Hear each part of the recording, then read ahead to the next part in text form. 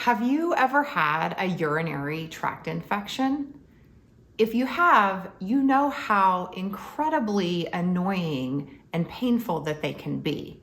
And in worst case scenarios, they can make you very sick and put you in the hospital. If you've never had one, you're lucky, but chances are that you will experience one in your lifetime.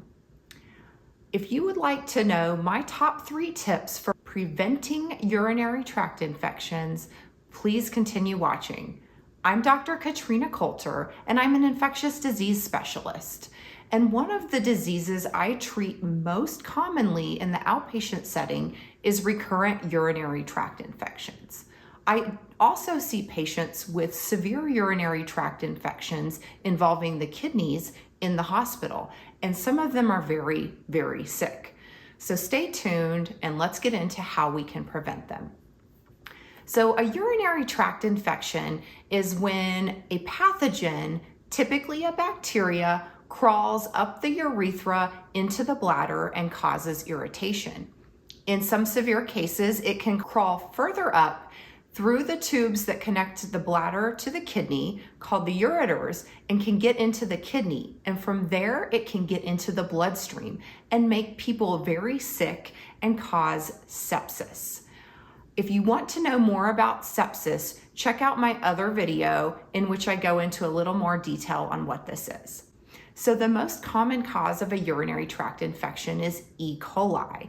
And E. coli is part of our normal gut bacteria. But because the area between our anus and our urethra are colonized with bacteria, specifically bacteria that live in our intestines, those bacteria get the opportunity all day long to crawl up the urethra and cause irritation of the bladder.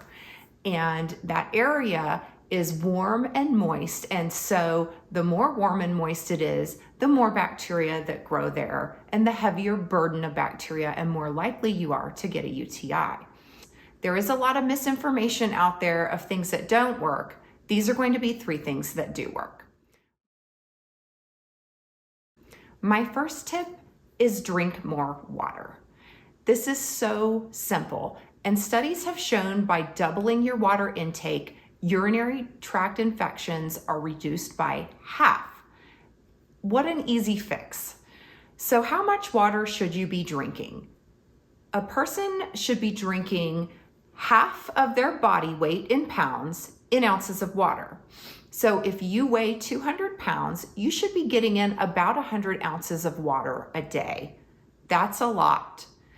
People often tell me, if I do that, if I drink that much water, I'm gonna be going to the bathroom all day and all night. Going to the bathroom frequently or urinating frequently is the point. Our bodies are designed to fill our bladders with urine and then to flush everything down through the urethra that has crawled back up there. This works most effectively when done frequently and if the bladder's emptied completely. So the more water you drink, yes, you will be going to the restroom more, but that's the point. The other complaint I get is, I will be up all night going to the bathroom, doc, if I do that. I have a suggestion for you. Drink your water in the morning. Try to get half of your required amount before noon. Make a little game out of it. If your required amount is 50 ounces, try to get 50 ounces in before noon, and then you can work on the other 50 the rest of the afternoon. That way you don't find yourself at bedtime chugging water and then getting up 4 or 5 times a night to go urinate. There are some medical conditions in which you should not be drinking that much water. So you definitely need to talk to your doctor about what amount of water is safe for you to drink. The second tip I have for you is called double voiding. Double voiding is a technique to determine if you have any urine that is not being emptied from the bladder. So the way this works is you go to the bathroom, you sit on the toilet and you void, and then you get up and you go wash your hands. And then you go right back to the toilet and you sit down again and you try to go again. And what this does, it changes the position of the urine in your bladder and triggers your bladder that, hey, there's still a little bit left that needs to be emptied. So often people will tell me, this happens all the time. I go to the bathroom, 10 minutes later, I have to go again. That is why. So instead of actually leaving the restroom, just go ahead and sit right back down and try again. If you normally stand up and urinate, no problem. After you stand up and urinate, turn around and sit down and try. See what happens. It's a change in position.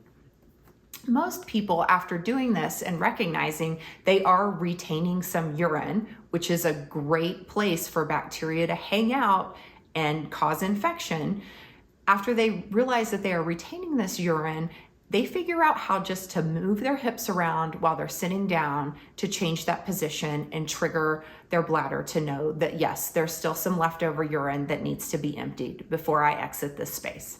So give it a try. My third tip is keeping that perineum as dry and clean as possible. So many people get very focused on using antibacterial wipes and wet wipes and doing this way too frequently, and that really isn't necessary. But what is necessary is to change incontinence pads frequently. So if you're wearing a panty liner or some sort of a pad or absorptive device to help with urine leakage or accidents, these need to be changed very frequently. Even though they may not feel wet, they still may harbor moisture, which causes higher levels of colonization. And also they don't breathe very well. So they cause the area to be warmer.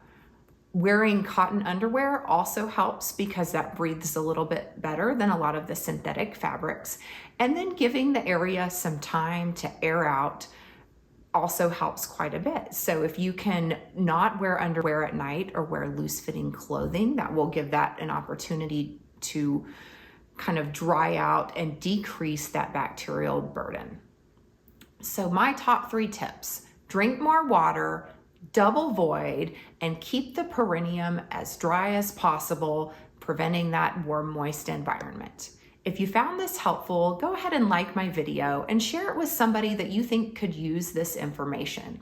Also, if you subscribe to my channel, you won't miss any of my videos on other health tips that can help you stay in your best, healthiest shape.